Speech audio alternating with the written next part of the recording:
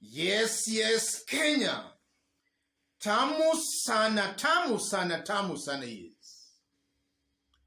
Some few days ago, there was a leaked audio of William Ruto boasting that he almost slapped the president in 2017 after the Supreme Court nullified President Uhuru Kenyatta's win.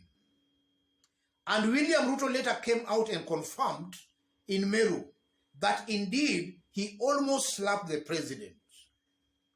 And then after that, Eugene Wamalwa was also on record admitting that William Ruto almost slapped him when he, Eugene Wamalwa, led a delegation of Western leaders to State House without informing William Ruto.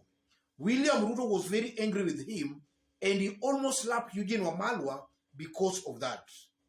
And then we have also been hearing some rumors that at one point William Ruto also confronted Matiang'i and he almost went physical with Matiang'i. And then during KANU days, we have also been hearing some rumors that William Ruto indeed slapped former KANU stalwart Reuben Chesire.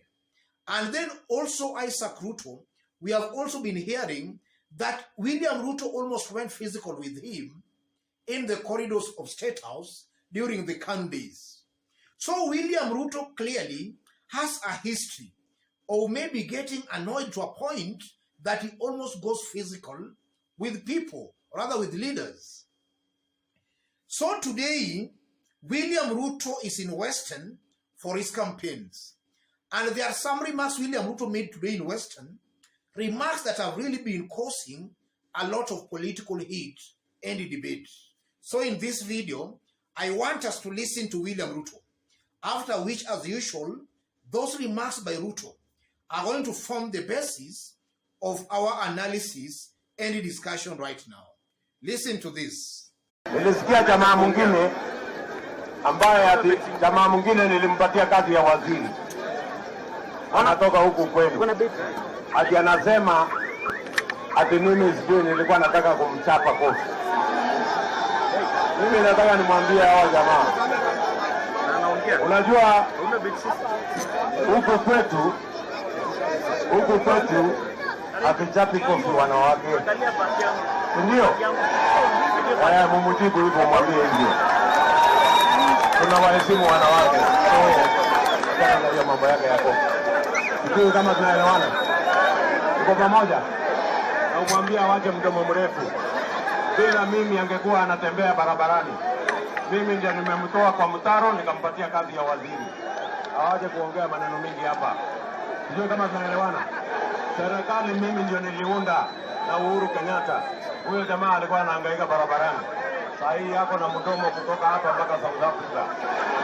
Unaongea mambo ya ndani wewe. Wewe kabisa. Sijui kama tunaelewana. Tuko pamoja. Tutalala tuko pamoja.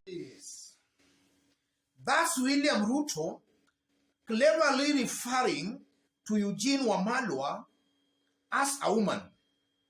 Yes, he's cleverly referring to Eugene Wamalwa as a woman. And William Ruto is just trying to insinuate that women are a lesser being compared to men. And the same William Ruto, some months back, when before Wetangula and actually joined him, he was chiding Wetangula that yule jamaa wa kuchapwa na bibi. Yule jamaa tu wa kuchapwa na bibi. So I'm seeing a William Ruto coming out as a person looking down upon women. And he's doing it very cleverly. But what comes out listening to William Ruto, I'm seeing a leader, a politician who has a low opinion of the women gender.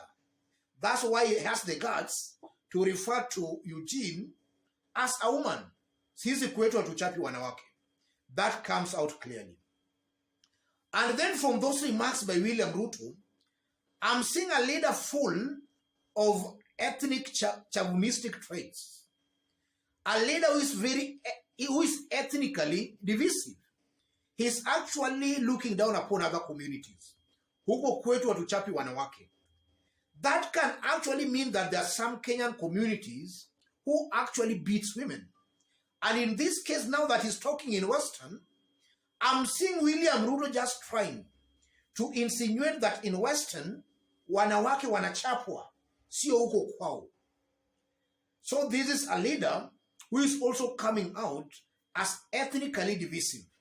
And such kind of a leader, in my honest opinion, such kind of a leader does not qualify to actually occupy the highest office in the land. That's an ethnically divisive leader. And then from those remarks, again, even from the way he's talking, William Ruto is coming out as arrogant, boastful, and actually very bossy. He's saying, serikali ni mimi niliunda. Very arrogant person. And the way he's talking with a lot of arrogance that actually you can even hear from his tone. William Ruto, again, from those remarks, in my opinion, just comes out as a person who is not down to earth. A leader who is actually aiming for the top seat, you should be a people servant. You should not be a boss.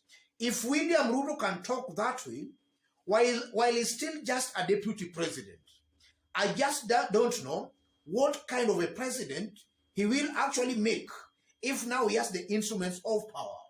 I'm seeing a William Ruto who will be very vindictive and very dictator. He'll just come out as a dictator. And any person who will dare maybe question or have a contrary opinion to William Ruto, or even to castigate William Ruto, I'm seeing a William Ruto who will unleash his full strength on that kind of a person.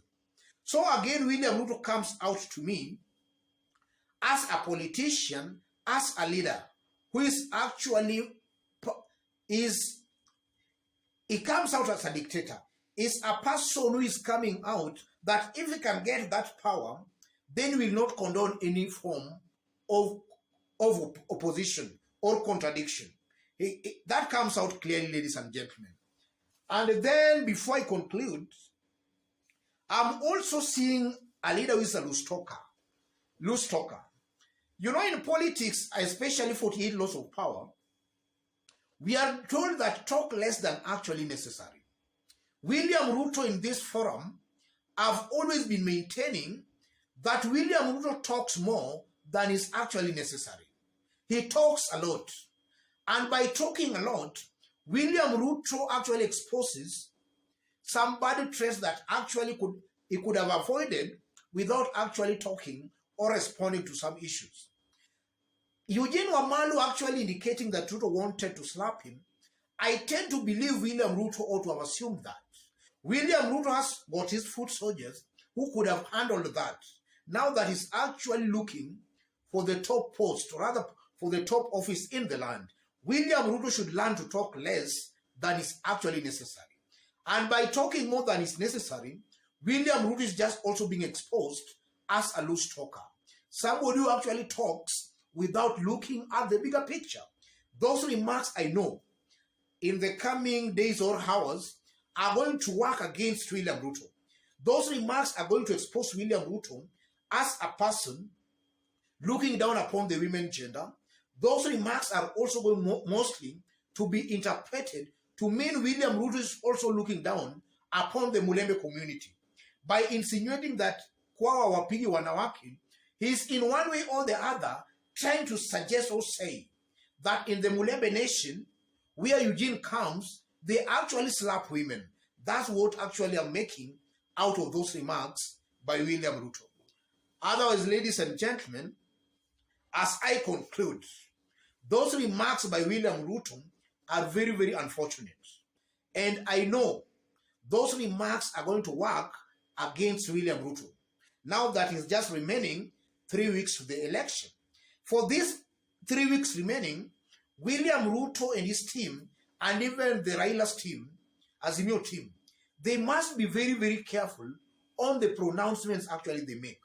Because those pronouncements can actually injure them and can actually tilt the scales against them in the remaining 3 weeks.